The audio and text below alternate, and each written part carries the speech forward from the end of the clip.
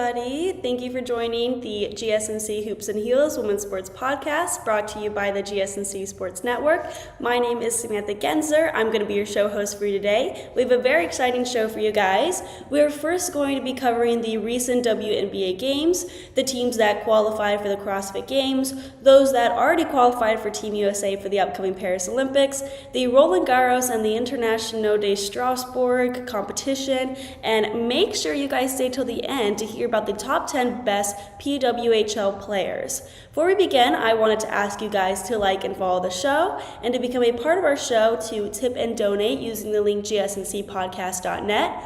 Also, we do get a number of questions that come in from viewers during the show, so to ensure that your questions get read on the air, I ask that you use the link to put your questions at the top of the list so that I see them.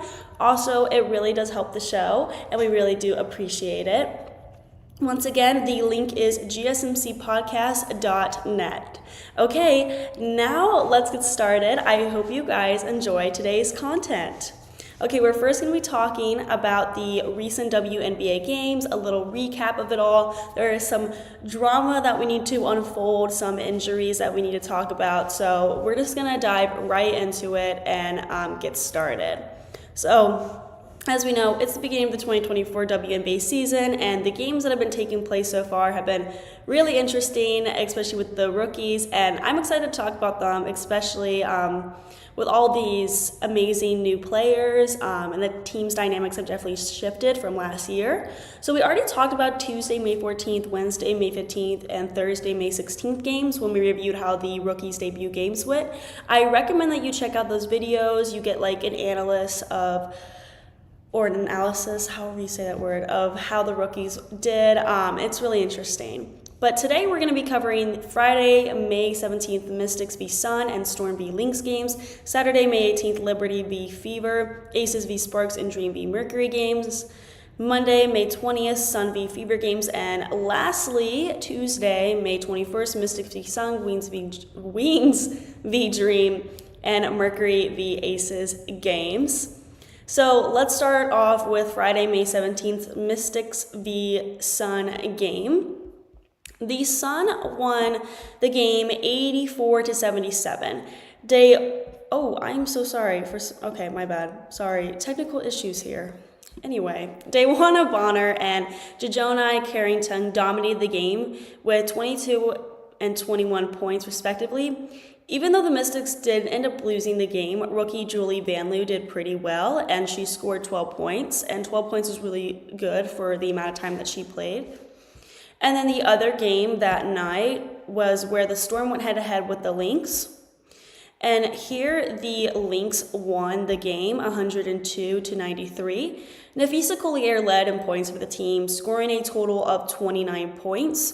Kayla McBride and Alana Smith also played very well, playing over 40 minutes both. McBride scored a total of 19 points and Smith scored 16 points.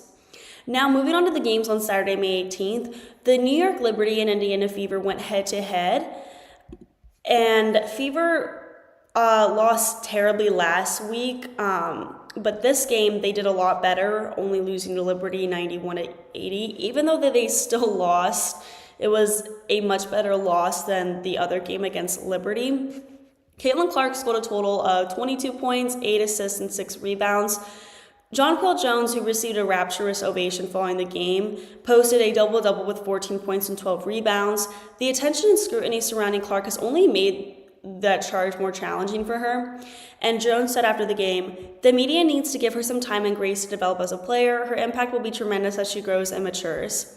And then referring to Clark, the Liberty coach said, "She's a great young talent, and you have to remember she's a young talent. It's hard coming in as number one. When is the last time a number one pick has come in and dominated from the start?"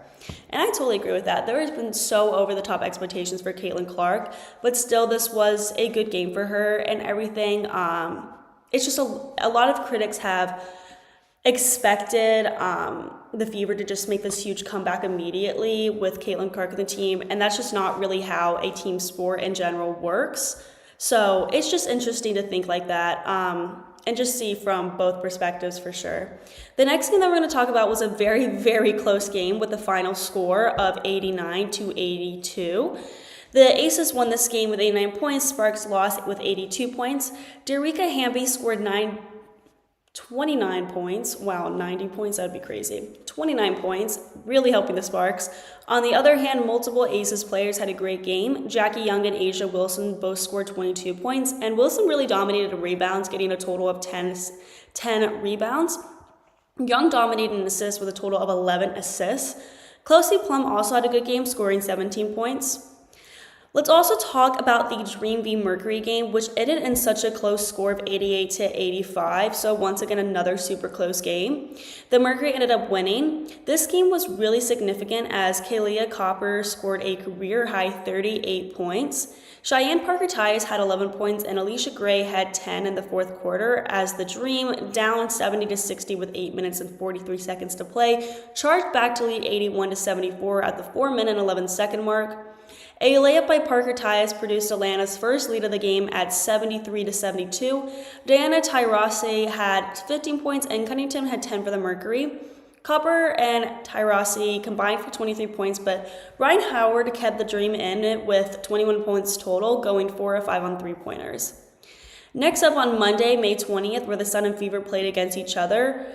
This game had so much drama to unpack, and we are going to really dive into it here. The game was very close, as you can see. The Fever only lost by 4 points. During this game, Caitlin Clark rolled her left ankle midway through the second quarter of her fourth WNBA game, stumbling awkwardly and losing her footing as she prepared to go around a screen. She slammed her hand on the bench in frustration and went back to the locker room immediately. She was in obvious pain. Clark returned to the bench after a couple minutes, and she ended up starting the second half and finished the game with 17 points, which tied for the team lead with Kelsey Mitchell.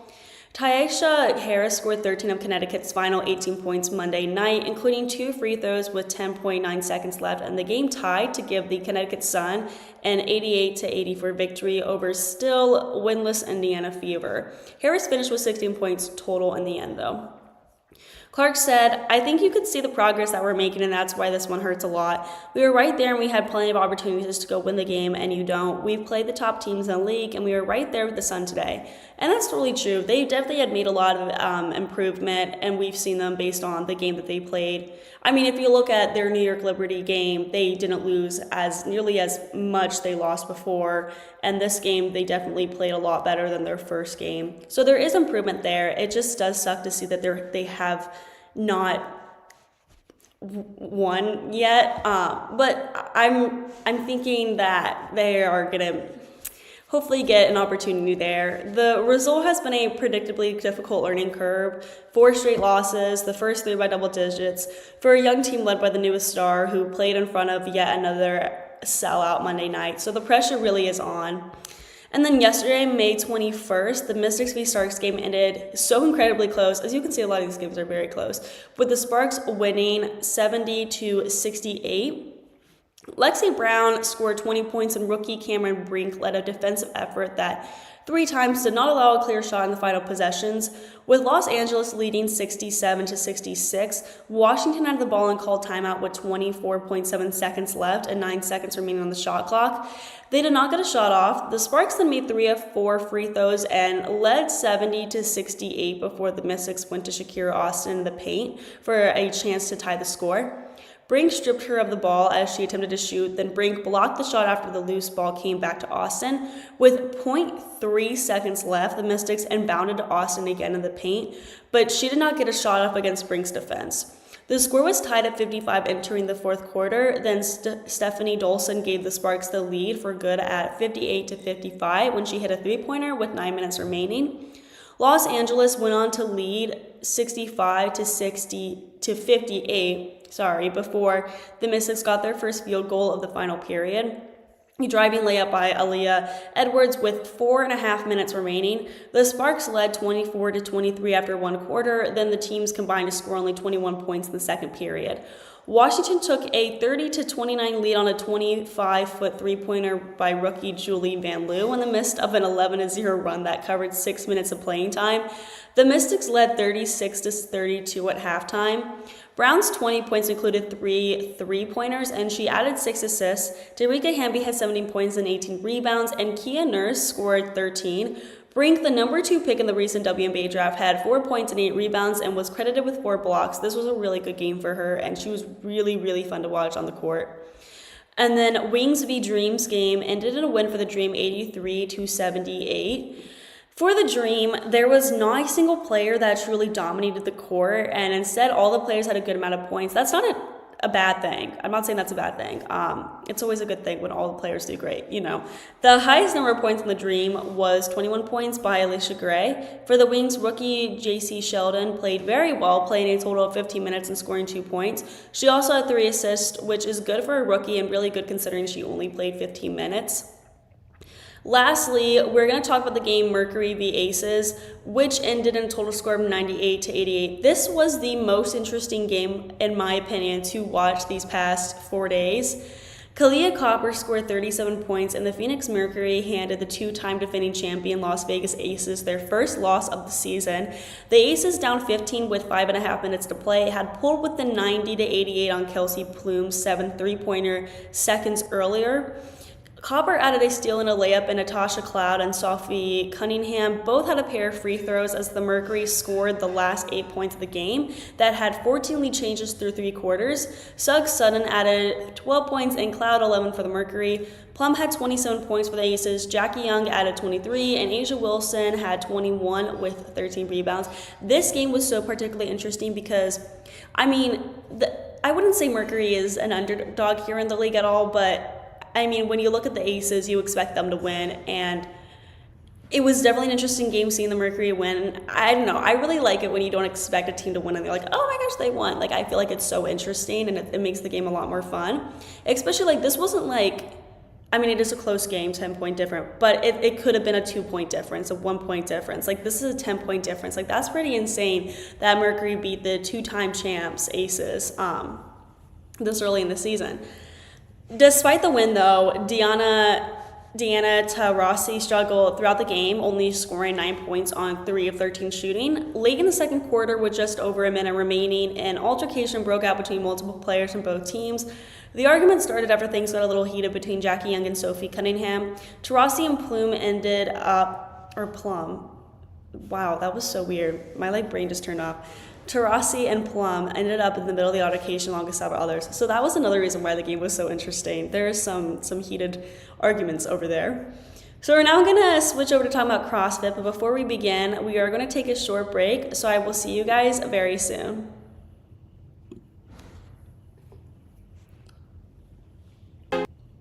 I feel like I'm losing my mind. Is everybody in the world blind? Please, Lord, give me a sign, a sign. I feel like I'm losing my mind. Is everybody in the world blind? Please, Lord, give me a sign, a sign.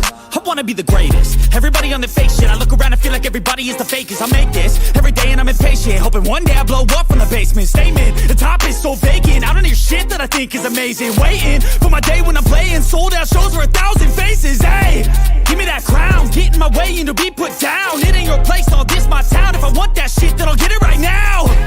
I'm losing it, the noose it fits. I'm losing shit, a stupid myth. You choose to live or choose to dip. You choose to fight or lose your grip and lose a gift. I feel like I'm losing my mind. Is everybody in the world blind? Please, Lord, give me a sign, a sign. I feel like I'm losing my mind. Is everybody in the world blind? Welcome back, everybody. We just got done talking about the recent WNBA games, and now we're switching over to CrossFit, where we talk about the top teams that advanced to the 2024 CrossFit Games. Last episode, we talked about individual female qualifiers in the CrossFit semifinals. I recommend you guys check out that video, but now we're going to focus on the teams that qualified. 8 teams in the Europe semifinals advanced to the CrossFit Games, and only 1 team in the Asia semifinals advanced to the CrossFit Games. Before we begin everything, I'm just going to give some background information into how the teams are set up in the CrossFit competitions. Any affiliate in good standing with CrossFit can register a team, and anyone can be a part of the affiliate's team as long as they perform all of the open workouts at the physical location of that affiliate. And when I say open workouts, I mean the CrossFit Open, which is the first competition. Teams then will advance to the quarterfinals based on their top 2 female and top 2 male scores in each test. Once your team advances past the Open to the quarterfinal level, all workouts are designed to have 4-person teams, 2 male and 2 female, working together. Before quarterfinals, registered teams will declare their competition roster. This will lock the team's potential members, meaning that the team may only choose on the list of athletes to compete. A competition team roster will consist of either a maximum of 6 athletes with 2 alternatives, 3 men, 3 women, or a minimum of 4 athletes with no alternatives, 2 men and 2 women.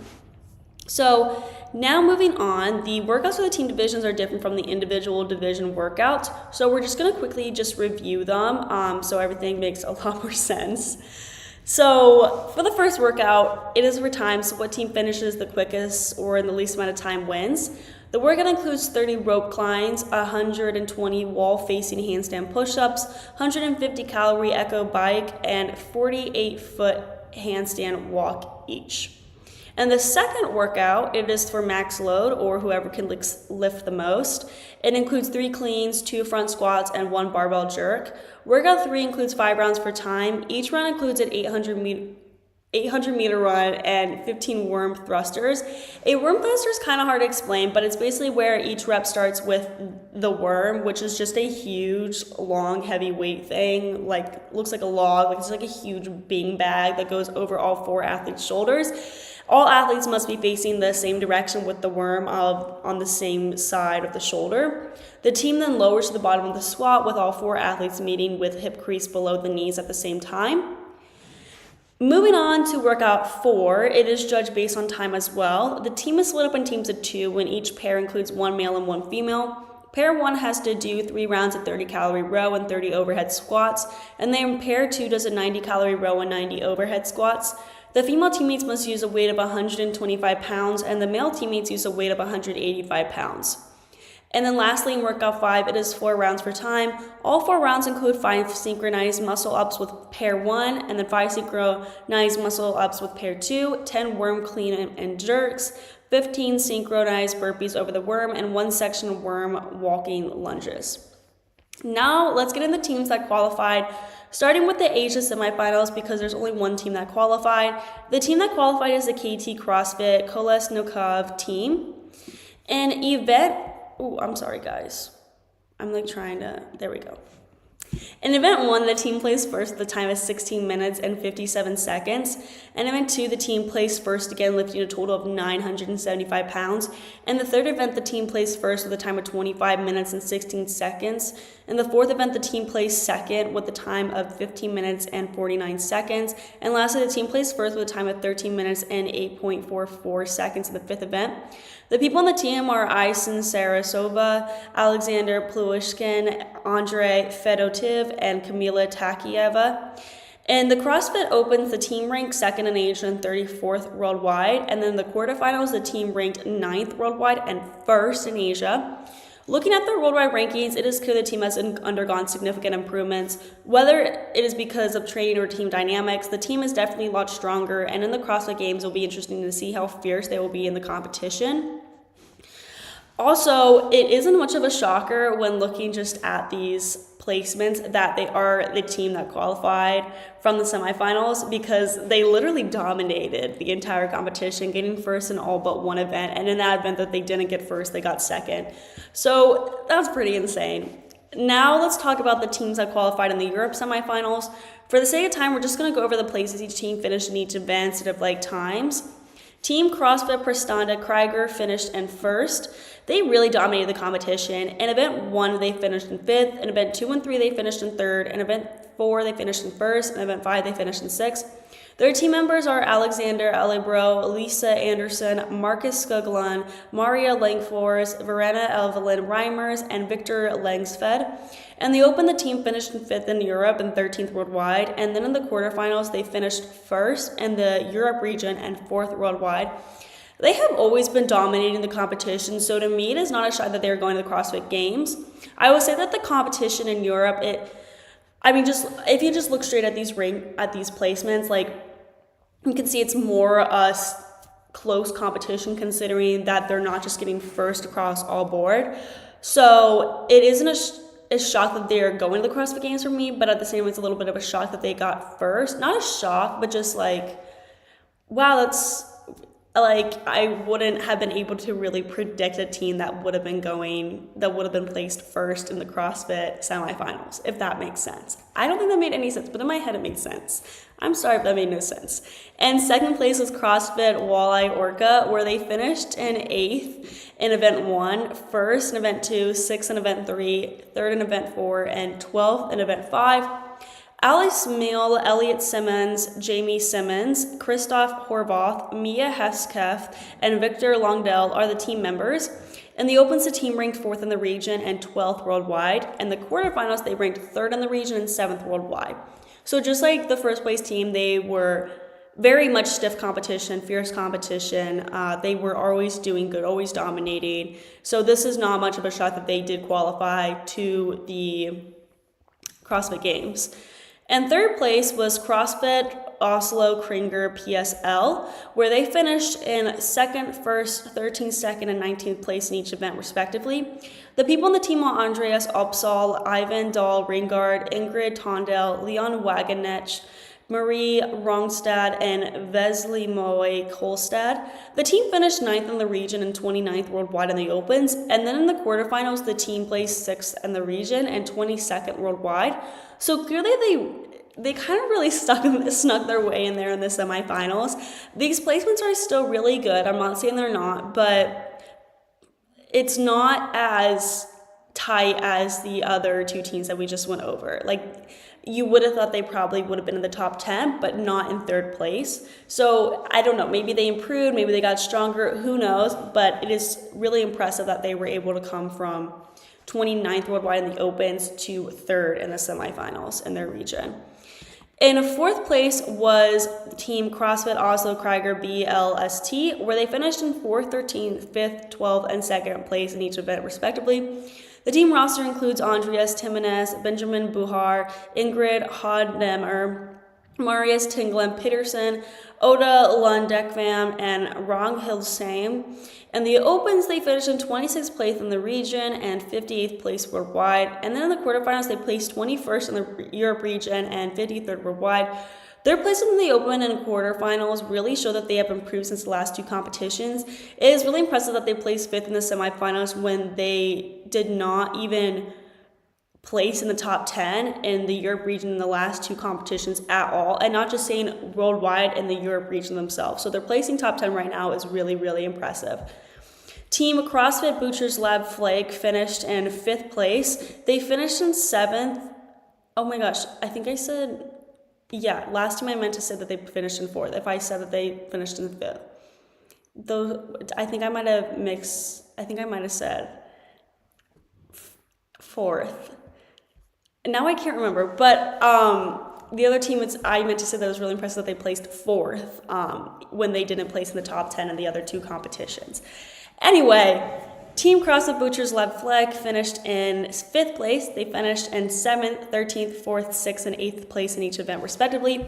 Asher Tin Peterson, August Algren Asin, Felix Render, Hall Girder, Maria Frederiksdottir, Mia Faru, and Victor Munter conclude their team roster. In the Opens, the team placed 24th in the region and 56th worldwide. In the quarterfinals, the team placed 5th in the region and 18th worldwide. Their performance was very strong in the quarterfinals, and it isn't much of a shocker that they were able to make it to the CrossFit Games, but still it is super impressive. In 6th place was Team CrossFit Oslo Krieger Riz, and they placed 3rd, 26th, 1st, 5th, and 7th in each event, respectively. The team's members are Kristen Holt, Morten Rasch, Arsenin, Nicole Herr, Tobias Opdale, and Var Thurman Moe. They did very well in the Opens and quarterfinals. They finished 2nd in the region in the Opens and 5th worldwide. In the quarterfinals, they finished 8th place in the region and 36th worldwide. Although they did much better in the Opens compared to the quarterfinals, I was surprised to see the team place 6th. I feel like they would have had a better chance to be in the top 5 and maybe even in the top 3. Still, this is a good placing because it still means they can go to the CrossFit Games. Next in 7th place was Team C23 CrossFit the Program Motion, where they finished in 1st, 4th, 17th, 4th, and 15th place in each event respectively. The team members are Antonia Faltkott Tulinskyi, Anais Landkry, Axel Ludgren, Ella Wugger, Harrison Bell, and Jeremy Reinders. They placed 11th in the region and 33rd worldwide in the Opens, and then in the quarterfinals they placed 4th in the region and 13th worldwide. So they really always were at the top there. So makes sense that they have made the top 10 here and are qualified to go to the games. Lastly, in 8th place was Team CrossFit Holistic, and their final placements were 20th, 9th, 2nd, 10th, and 5th place in each event respectively. Their 3rd and event 5 performance really helped them get to this position for them. Lucas Peterson, Marcus Eriksson, Natalie Niska, and Yuva Stolkanek make up the team. They ranked 10th in the region and 30th worldwide in the Opens, and they ranked 10th in the region and 32nd worldwide in the quarterfinals. What is remarkable about this team is that they competed as a team not only in last year's competition, but also in the 2022 CrossFit competition. They have improved tremendously since 2022. Last year and 2022, they did not make it out of the Opens, so making it to the CrossFit Games this year is a huge accomplishment for them. In 2023, they placed 76th in the region and 264th worldwide in the Opens, and in 2022, they placed 67th in the region and 250th worldwide in the Opens. Their huge jump from these places to 8th place this year in the semifinals is such a huge achievement for them. And I'm really rooting for them because their hard work this past year has really shown and paid off. It will be interesting to see how they do in the games. Now we're going to move on to the next segment where we talk about who already qualified for the Olympic USA team and give a little spotlight to those people. Before we get into that, we're going to be taking a short break, so I will see you guys very soon. Looking for your daily fix of sports talk without having to pay for it? GSMC Sports Network is available on YouTube. Just search GSMC Sports Network. Get your fix of daily sports talk shows on YouTube, absolutely free. NFL, college football, NBA, MLB, MMA, UFC, fantasy football, and so much more.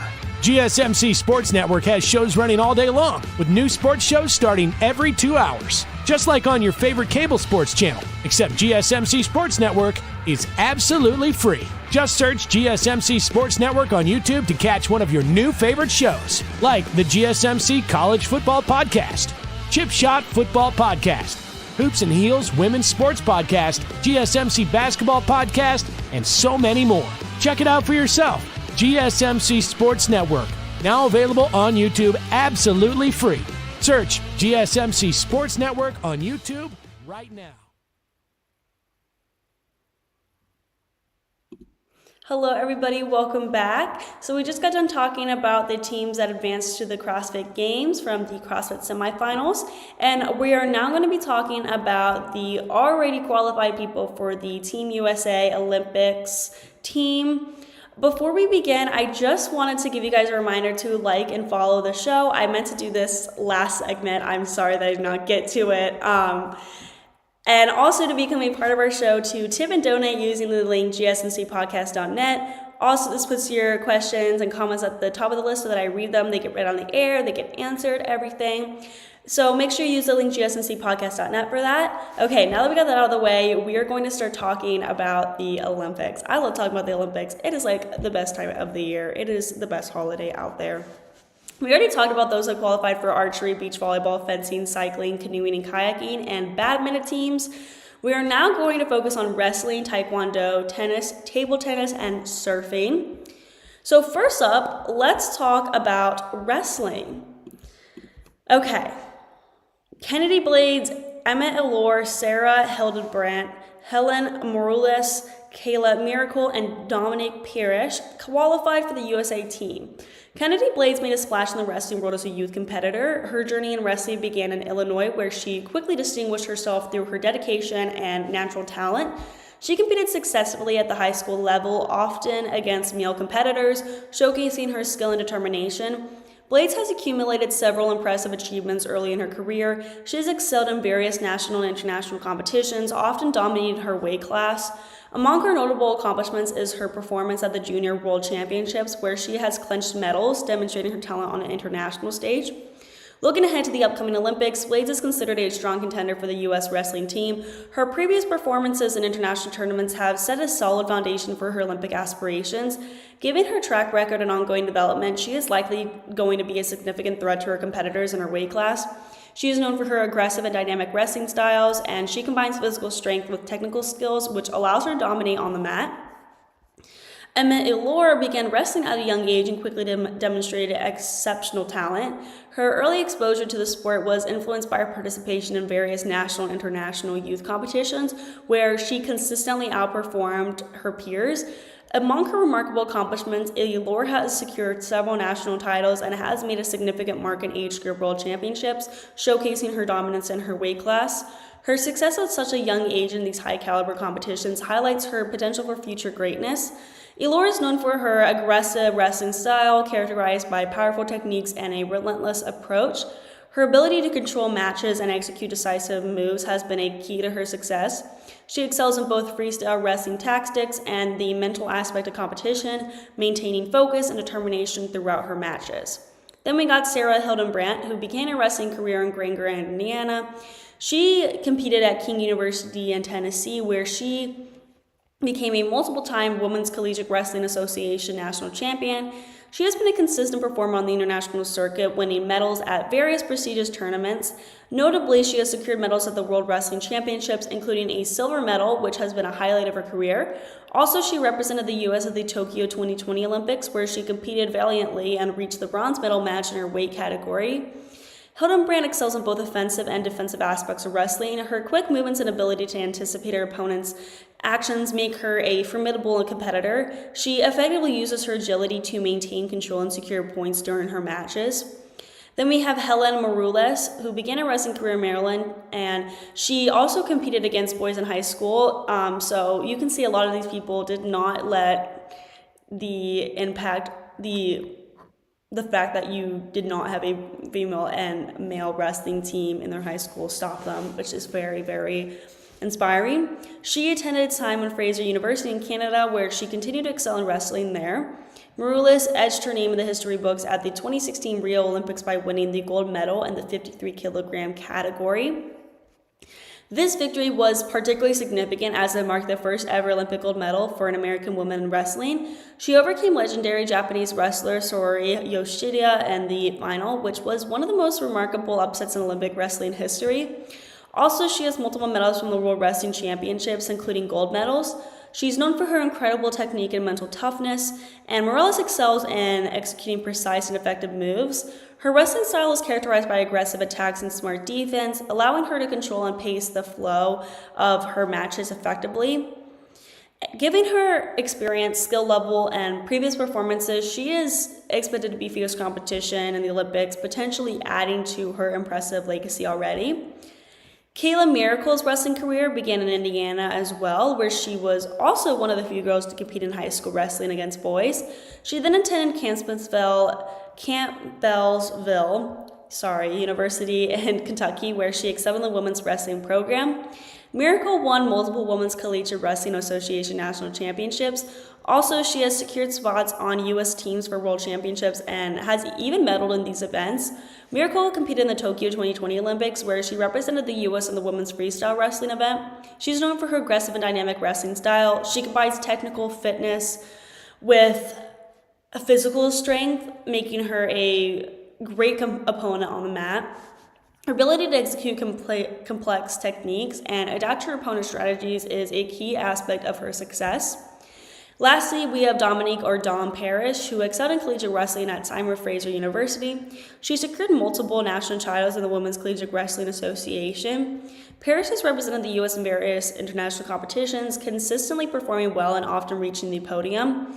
Her successes include medals at prestigious tournaments such as the Pan American Championships and other international meets, highlighting her skill and competitiveness on a global stage.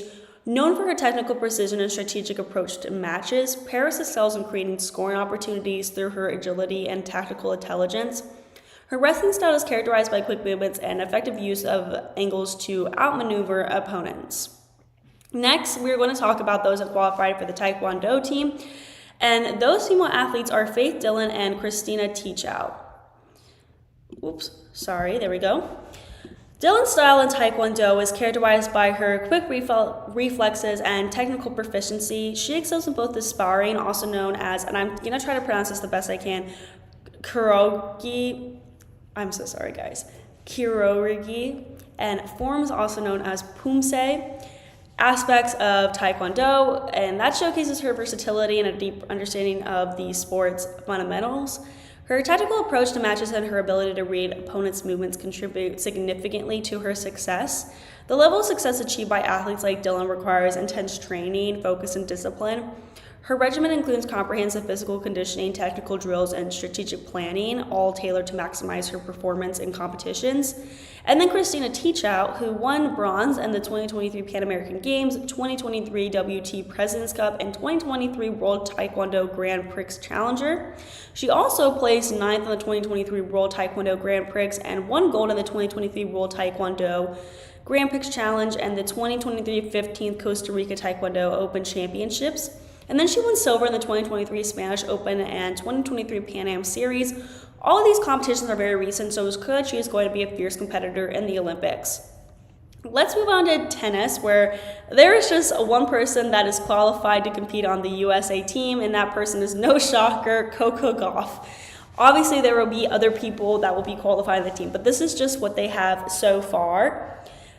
Coco Gauff is a prominent figure in the world of tennis. She's known for her remarkable talent and early breakthroughs in the sport. She had a standout junior career, which culminated in winning the French Open girls singles title in 2018. Since her debut, Gauff has quickly risen through the ranks on the WTA tour. She has won multiple WTA titles in both singles and doubles competitions.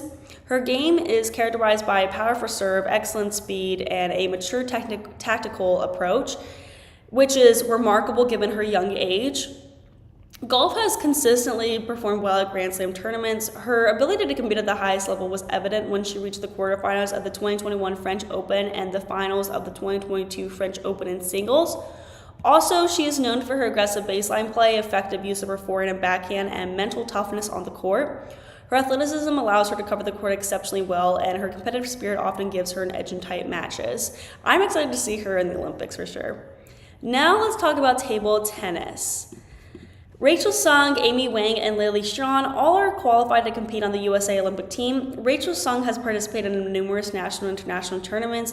Although specific tournament wins and rankings are not really known on her, like she's not given much media attention, she has achieved a lot of notable achievements and has risen through the ranks, including national titles and medals in international youth competitions. Sung employs a combination of speed, precision, and strategic gameplay. Looking ahead, Rachel Sung's potential in table tennis appears promising. Next, Amy Wang has represented the U.S. in multiple international competitions, including the World Junior Championships, where she has performed exceptionally well. Among her notable achievements, Wang has secured several medals in international youth competitions and has won titles at the national level. Those successes have not only boosted her confidence, but also her standing in the global table tennis community. Known for her aggressive playing style, Wang excels in fast-paced rallies and has a strong forehand and backhand. She combines speed with tactical intelligence, making her a formidable opponent on the table. Her ability to adapt her play style to different opponents is a testament to her versatility and strategic play. And then we have Lily Shawn, who has represented the U.S. in multiple Olympic Games, starting from 2012 in London, again in Rio de Janeiro in 2016, and in Tokyo 2020. Each Olympic appearance helped her gain valuable experience and increased her visibility on the global stage. Apart from the Olympics, Shawn has competed in numerous world championships and ITTF events. She has consistently performed well, securing medals in events such as the Pan American Games and other international tournaments, which speaks to her skill and competitiveness. One of her most notable achievements includes winning the bronze medal at the 2014 Youth Olympic Games. Shawn also has secured multiple titles at the North American Table Tennis Championships and has been a dominant force in the U.S. National Championships, winning multiple single titles. Shawn is also known for her aggressive playing style, excellent footwork, and powerful two-winged loop. Her ability to execute swift attacking plays, coupled with her defensive prowess, makes her a well-rounded and fierce opponent. Lastly, before moving on to the next segment, we're going to talk about those that qualify for the surfing team. Surfing does not get much recognition in the Olympics. It's definitely one of those niche kind of sports, and I'm very, very excited to watch them. I always find surfing so impressive. Like, just the balance that you need to have for that is mind-blowing to me. Anyway, those athletes on the team are Caroline Marks, Carissa Moore, and Katie Semmers. Caroline Marks began surfing at a very young age in Florida, where she quickly stood out for her talent and determination. Marks turned professional at the age of 15, making her one of the youngest surfers ever to qualify for the Women's Championship Tour. In 2018, she was named the WSL Rookie of the Year, and she has been in contention for the world title multiple times. Marks represented the U.S. at the Tokyo 2020 Olympics, and this was the first time surfing was included as an Olympic sport. She is known for her powerful and aggressive surfing style and excels in both small waves and challenging big wave conditions. Her backhand is particularly strong, and she is known for her ability to perform dynamic maneuvers under pressure. Marks' technique is characterized by a blend of creativity, precision, and boldness, ultimately. Carissa Moore joined the World Surf League Championship Tour and made an immediate impact there. She has won multiple world championships, earning her first title in 2011 and subsequently winning several more, establishing herself as one of the top competitors in women's surfing. She competed at the Tokyo 2020 Olympics and won the gold medal, becoming the first ever women's Olympic surfing champion. Moore excels in a variety of wave conditions. She combines technical precision with creative flair, making her one of the most versatile surfers on the circuits. I'm sorry, I'm laughing. I said circus. That was kind of funny. Surfers on the circuit. Her ability to perform critical maneuvers under pressure really sets her apart from the other competitors. Then we have lastly Katie Semmers, who made headlines in the surfer world by winning major junior titles and excelling in professional qualifying events. Her breakthrough performances have marked her as one of the future stars of women's surfing. She has participated in WSL events and has had notable finishes. Semmers is known for her aggressive and fearless approach to surfing. Her backhand and forehand attacks are particularly strong, and she is known for her ability to read and adapt to varying wave conditions swiftly. So we're now going to move on to discuss a next segment, which is Roland Garros competition and the Internationaux de Strasbourg competitions. Before we do so, we are going to be taking a short break, so I will see you guys very soon.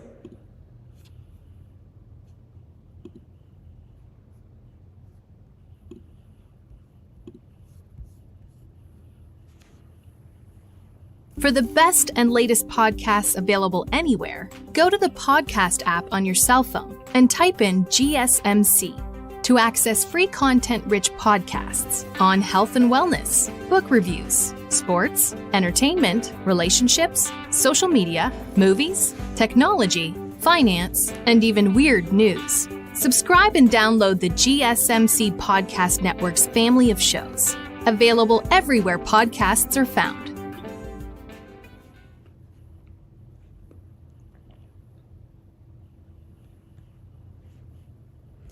Welcome back, everybody. We just got done talking about those that have already qualified for the Olympic Team USA team in wrestling, taekwondo, table tennis, and surfing. So we're now going to talk about professional tennis, and we're going to talk about the Roland Garros competition in France and the Internationaux de Strasbourg competition.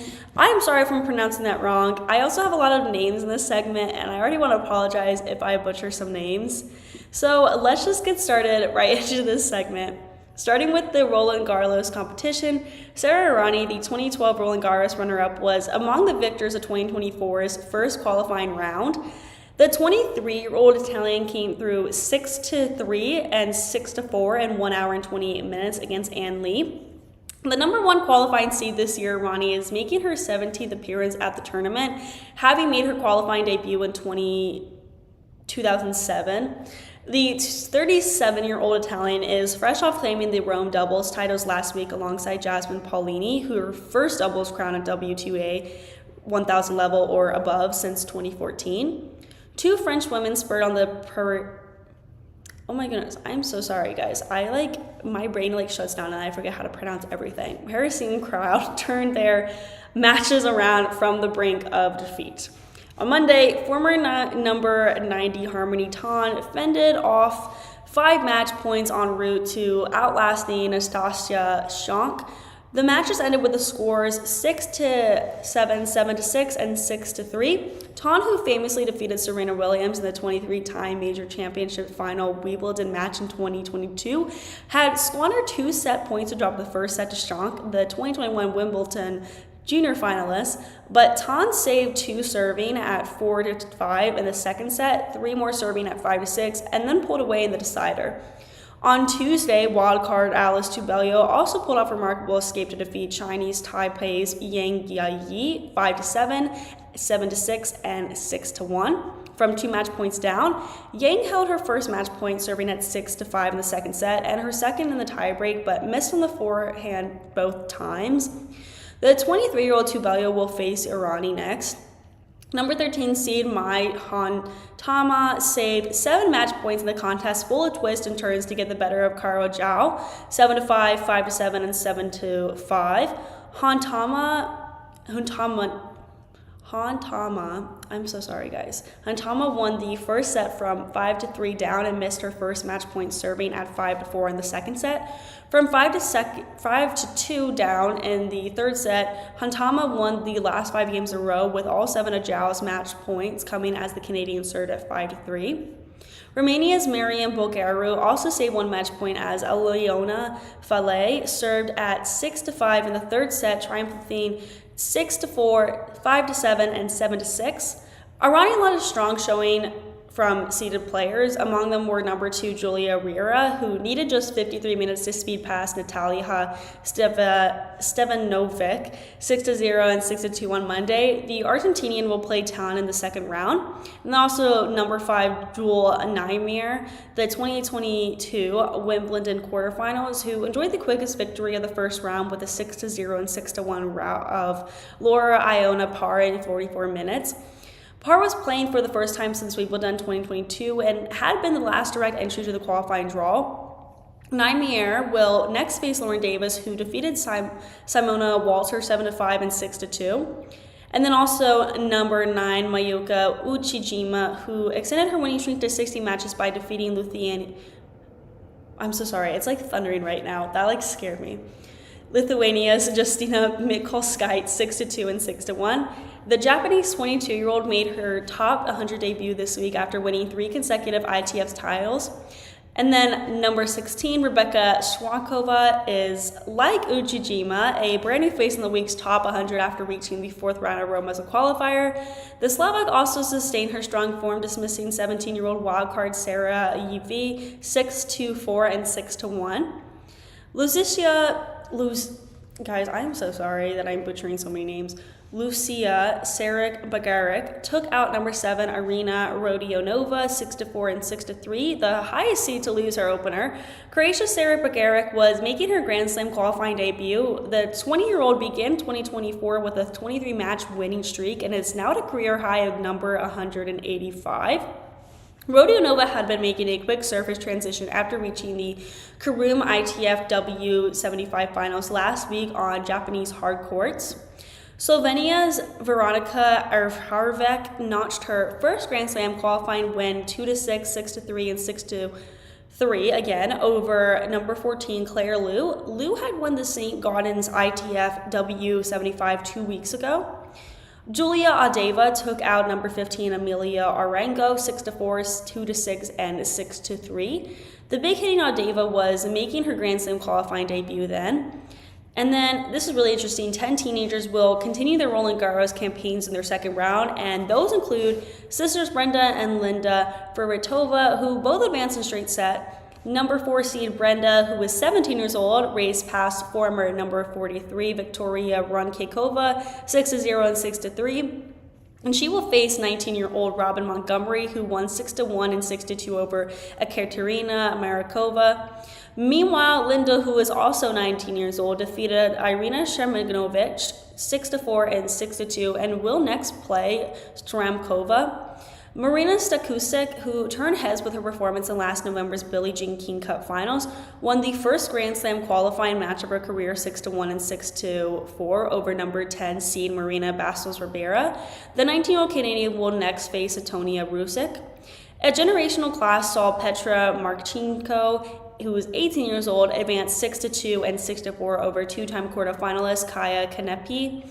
The Croatian teenager notched her first victory since last October. Roland Garros marks just her fourth tournament of 2024 due to injury, and she will next face Yuchin Yima. Former junior number 5 Sarah Sato, who is 17 years old, marked her Grand Slam qualifying debut by defeating Francisca Jorge of Portugal 6-4 and 6-1. The Japanese teenager will face numbers 28 seed Alicia Parks, who snapped a 13-match losing streak to defeat wildcard Manon Leonard 2-6, 6-2, and 6-3. Dominika Sakova, who is 19 years old, extended her winning streak to 6 matches after coming from 4-1 down in the third set to beat number 31 seed Ariane Hartono 6-4, 2-6, and 6-4 again. The Czech player was the champion of last week's Prague ITF W75 event. Elsewhere, Alexandra Alla routed Mai Kin 6-1 and 6-1 again. Carla Preston took out Tara Worth 6-2 and 6-4, and Solana Sierra pulled off a 1-6, 7-5, and 6-3 comeback against Katerina Bandel. Now, moving on to the Internationaux de Strasbourg competition and a rematch of last year's semifinal, French hope Clara Burel stunned defending champion and number 7 seed Elena Svitolina 7-6, 4-6, and 6-1 in the second round of the competition. Burel currently ranked a career-high world record, number 43, and it took 2 hours and 15 minutes to post the home soil upset, avenging her 3-set loss to Svitolina in the previous years. Former top-ranked junior Burel continues to frequently challenge the top players in 2024. The 23-year-old outs number 5, Jessica Pegula, at this year's Australian Open for her first career top 20 win, and she nearly defeated number 3 Coco Gauff at Indian Wells as well. Burel's second career top 20 wins ends Guys, I'm so sorry. I feel so bad I keep butchering names, but I promise I'm just not good at pronouncing names or any word in general. Svitolina's win streak at Strasbourg. Just to recap that sentence, Burel's second career top 20 win and Svitolina's winning streak at Strasbourg. And then we have world number 17, Svitolina, had won 9 matches in a row at the tournament and clinched the title in each of her last 2 appearances in 2020 and 2023. Burel had a set point at 5-4 in the first set, but Svitolina held on, then broke Burel at love to lead 6-5. However, Svitolina could not survive the set, and Burel rolled through the tiebreak to take the 1-set lead. Burel's first double fall of the day came when she was down set point in the second set, and with that, Svitolina tied up the match at 1 set apiece. But Burel was dominant in the forecourt during the third set, sweeping a victory in front of the next-sided home crowd. Collins cruises into quarterfinals. Burel will have to face another top 20 player in the quarterfinals, number 3 seed Daniel Collins, who eased past Katerina Siniakova 6-1 and 6-2 in just 64 minutes in the late match. And this would be the first meeting between Burel and Collins. It will be very interesting. In her announced last season on tour, world number 12 Collins remains one of the form players this spring. Collins has won 20 of her last 22 matches, starting that stretch with back-to-back titles at Miami and Charleston. Her only 2 losses in that run have come to world number 2 Arina Sabalenka at Madrid and Rome. And world number 34 Siniakova had won 7 of her last 8 matches as well, but she became the latest player to be halted by Collins. She wasn't really successful behind her second serve as she was on the first serve, and she broke Siniakova 4 times. Collins faced only 4 breaks points all day, which all came during a critical game at 2-1 in the second set. Collins got out that jam and raced home from there, improving her head-to-head against Siniakova to 3-1. So we're now going to move on to hockey, where we talk about the top 10 PWHL players. Before we get into that, we are going to take a short break. I also just have a random thought that I wanted to share, and it's just the fact that I think it's so cute and fun how tennis scores are kept, how love is in part of the score definition of it. I don't know. I think it's fun. It's not points or goals. It's different. I don't know. It's fun. Anyway, we're going to take that break now. I will see you guys very soon for our last segment on hockey.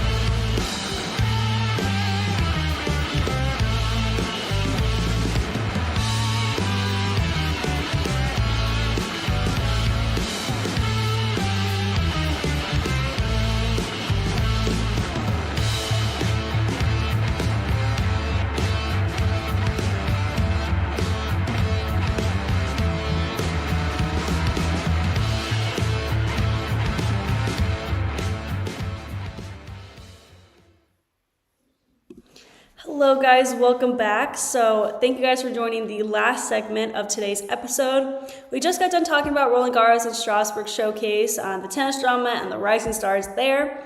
We're now going to turn our focus over to hockey, where we're going to talk about the top 10 PWHL players.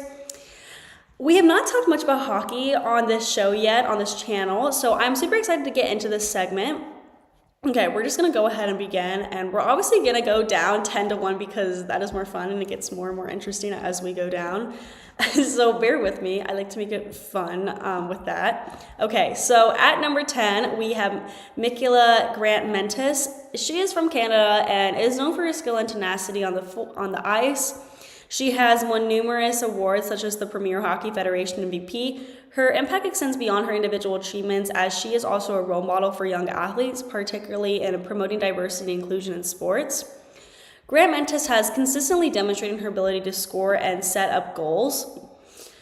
Her offensive skills, including her shooting accuracy and playmaking abilities, make her a key asset to any team she plays for. Also, Grant-Mentis is known for her versatility. She can play multiple positions effectively, which is a valuable trait in hockey, where adaptability can often change the course of a game. She parted ways with Ottawa at the end of January after only 3 assists in 6 games played, but was picked up by Montreal shortly afterward. Her busking fit in well with the lineup, and she was slotted on the top line with Marie-Philippe Poulin by the last game of the playoffs. She has 117 points total, 56 goals, and 61 assists, and 130 games total. So that is pretty insane. Next at number 9 is Amanda Boulay. Boulay played college hockey at the University of Minnesota Duluth, where she was a standout defenseman for the Bulldogs. After college, Boulay transitioned to professional hockey, playing in various leagues, including the Premier Hockey Federation and the Canadian Women's Hockey League. Boulay has also represented her country on the international stage. She has competed for Team USA in various tournaments, including the IIHF,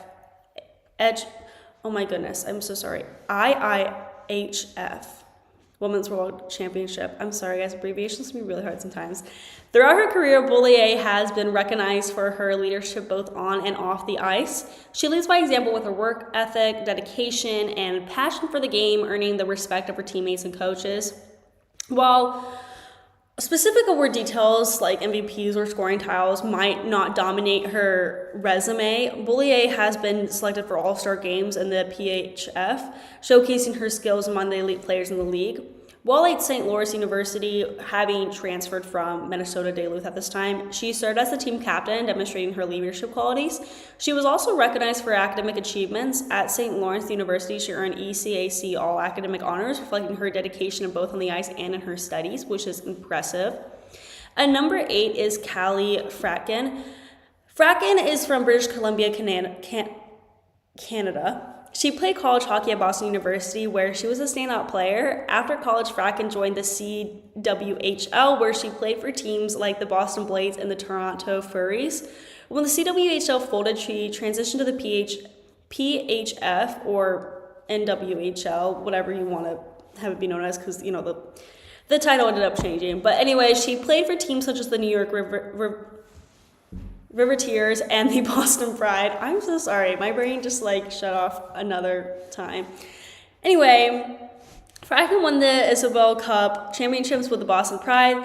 Throughout her career, Fratkin has received numerous accolades, including multiple All-Star selections and nominations for Defender of the Year. Her offensive contributions, defensive reliability, and leadership skills have made her one of the standout defensemen in the league, which put her at this position of number 8. At number 7 is Teresa Vanisova. Vanisova began her hockey career on the native Czech Republic before moving to the United States. She played collegiate hockey at the University of Maine, where she made a significant impact in the NCAA Women's Hockey East Association. Her time at Maine was marked by impressive scoring records, and she quickly became one of the top players in the conference. After her successful college career, Vanisova transitioned to professional hockey, and she has been a consistent presence on the Czech national team, participating in multiple IIHF Women's World Championships. Her performance in international play has been notable, and she's helped to elevate the Czech team's status on the world stage. She's known for her agility and technical skill, and is a dynamic forward who can change the course of the game with her offensive capabilities. She excels at puck handling and has a keen sense for finding the back of the net for sure. Ranked at number 6 is Jane Downey Landry. She played collegiate hockey at McGill University, Montreal, Quebec, where she was a standout player. During her time at McGill, she was known for her scoring ability, leadership, and playing a pivotal role in the success of her team. She was McGill's women's ice hockey team captain in the 2021 to 2022 season and alternate captain in the 2019 to 2020 season. At the university, she played a total of 136 games with 73 goals, 89 assists, and 162 points total. Pretty crazy. During her senior year, she was named team MVP for the second consecutive season, named RSEQ All-Star, received All-Canadian second-team honors, led her team in overall scoring, and was involved in 43.9% of McGill's league goals. Super impressive. In her junior year, she was named team MVP, tournament MVP at U Sports National Championships, RSEQ First-Team All-Star, and Second-Team All-Canadian, and won RSEQ scoring titles in regular season and playoffs. In her sophomore season, she was the 2-time McGill Female Athlete of the Week and recognized as the team's most outstanding scorer. And then lastly, in her freshman year at McGill University, she was recognized by the Quebec Foundation for Athletic Excellence and named to RSEQ and U Sports All-Rookie teams. Known for her strong defensive instincts, Downey Landry is adept at both scoring and setting up plays. Her hockey IQ allows her to make smart decisions on the ice, and she is particularly noted for her ability to find and create scoring opportunities. Although primarily known for her club play, Downey Landry has also represented Canada in international tournaments, which has brought her high level of play to the international stage and contributed to her national team's efforts. And number 5 is Anita Teralova. She has been competing internationally with her native team since she was 15, and she counts the 2022 Olympics and 7 IIHF Women's World Championships among the highlights. She notably helped her country win its first 2 bronze medals back-to-back in the top division tournament and was named player of the game with 2 assists in April's third-place victory. The 27-year-old played with fellow signee Becca Gilmore last season on the PHF's Boston Pride and recorded 9 points in 24 games. She spent the first part of the hockey season with Modu Hockey of the SDHL and has 8 points through 13 games. Known for her speed and technical skills, she can play both offensive and defensive roles effectively. Her agility and hockey sense make her a versatile player on the ice, and I think being a versatile player makes you a very, very impactful player. And being able to play both offense and defense is going to help you be on a top 10 ranking list for sure. Ranked at number 4 is Corinne Schroeder. She played for Boston University and Quinnipiac University. She's currently pursuing her MBA at MBA. I'm so sorry. I completely forgot what a business degree was called for a minute. I was like, wait. I know she's pursuing her business. Anyway, she's pursuing her MBA at Quinnipiac University. She was the New England Division I All-Star and a finalist for NCAA Women's Goalie of the Year award. As a graduate student in the 2021 to 2022 season, she played 29 games with 25 starts. Also that season, she finished her 5-year career in a double overtime loss to number 1 Ohio State in the NCAA regional final, tallying 73 saves. Her 73 saves were the most saves in a single game in program history and is ranked 6th in the NCAA Division I all-time record book. That season, she was named a finalist for the NCAA Women's Goalie of the Year award and was named the team's MVP. Before all that, in December 2019 and December 2018, Schroeder was named the AHCA National Goaltender of the Month, and in 2017, she earned a silver medal with Team Canada at the IIHF Women's World Under-18 Championships. And then in 2019, she won the Beanpot Tournament at Boston University, which is the university's biggest ice hockey tournament. Hands down, she's legit one of the best female hockey goalie players out there, in my opinion. At number 3 is Elaine Chuli, a Canadian ice hockey goaltender currently playing for PWHL Montreal. She played with the University of Connecticut Huskies, and she is the all-time saves leader for both the Hockey East Conference and the Huskies program. She won the Isabelle Cup with the Toronto Six in 2023. In April 2020, she signed with the first Canadian expansion team in the National Women's Hockey League, the Toronto Six.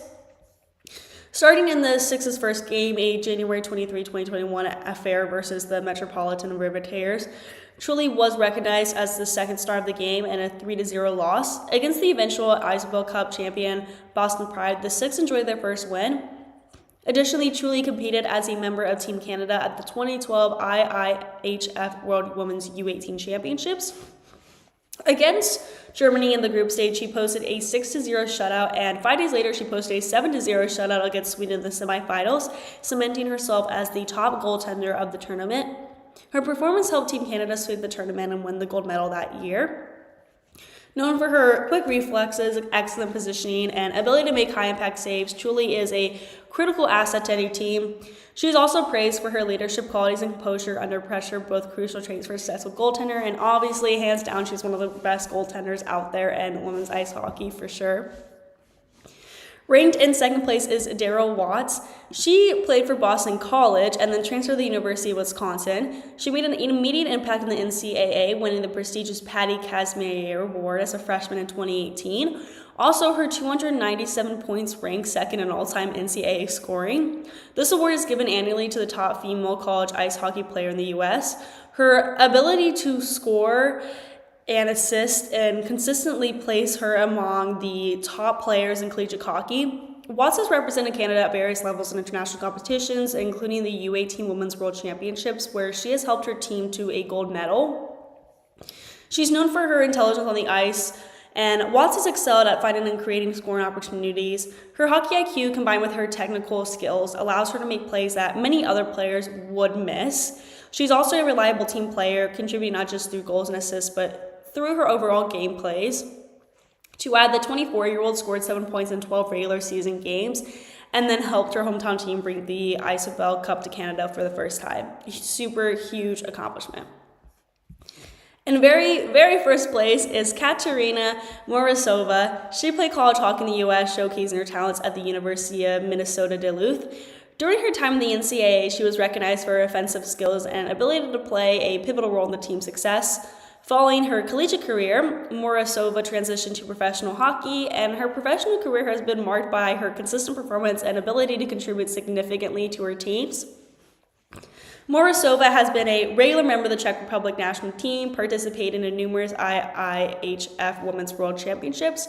Her experience and skill level has made her an essential player for her national team, and she's contributed both offensively and defensively.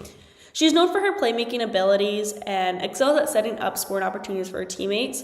She possesses a high hockey IQ, which allows her to make smart decisions on the ice. Additionally, her technical skills enable her to handle and pass the puck with precision. In the SDHL, she earned MVP honors, scoring 168 points in 86 games in the league. She won a Clarkson Cup with the CWHL's Boston Blaze in 2013, and she was named a PHF All-Star. Throughout her career, Morozova has earned recognition for her leadership and skill.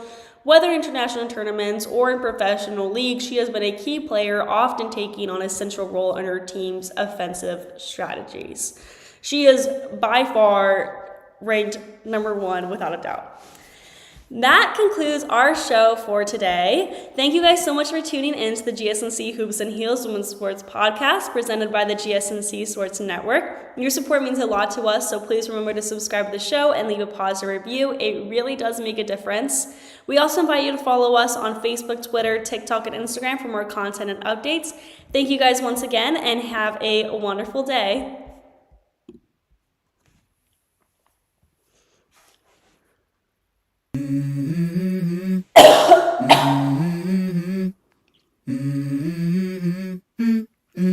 Let's go. I wake up